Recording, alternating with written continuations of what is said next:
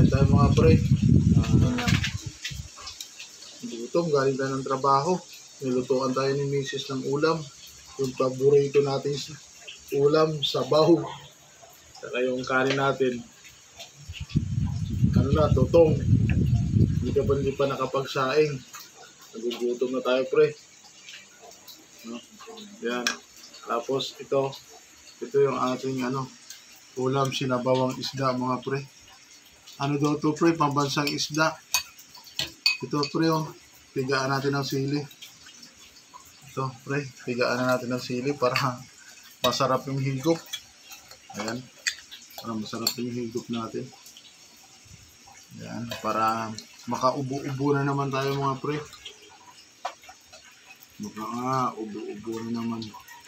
Sinabi ko kay Mrs. lutuan ako lagi ng sabaw kasi nga favorite ko talaga yung sabaw mga pre. Tapos ito, isda, kahit anong isda, basta sinabawan. Sarap niya. Ito pre, no? Tapos may sili dyan. May sili. Simpleng ulam lang mga pre. Simpleng ulam. Sarap na. Kahit baho yung kanin natin.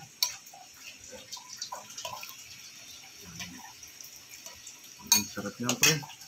Kain tayo mga pre. Tapos sabawan natin yung kanin natin. Ayan.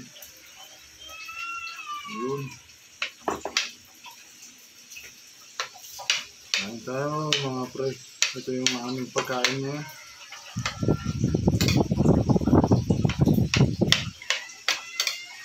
Simpleng ulam lang.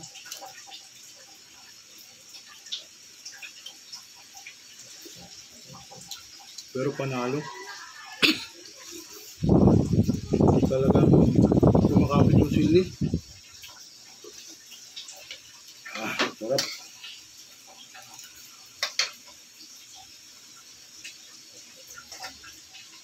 Nagdala ko ng sabaw pre kasi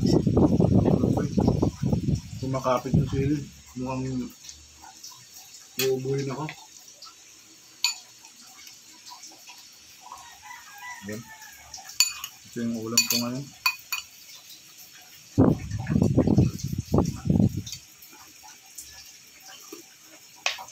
Galing ka ng trabaho. Shoutout din sa mga nanonood sa atin sa USA, sa India. Yan.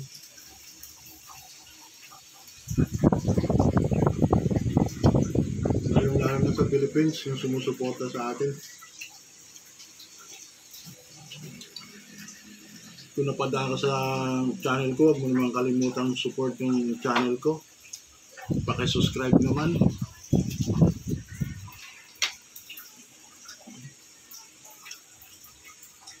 Ang sarap. Ang sarap ng galunggong na isda. Ang sarap. Yun. Mamis.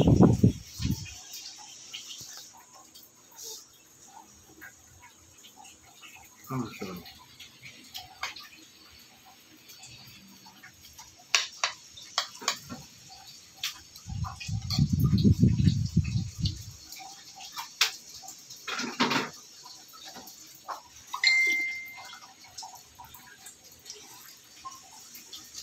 Alam mo yung friend, yung mainit ng sabaw, talagang gumuguhit sa lalamunan mo na maanghang. Ang sarap.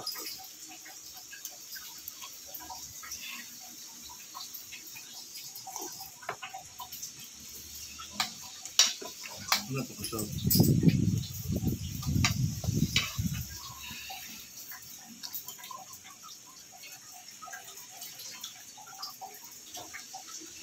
Ang sarap ng galunggong. Close na close pa.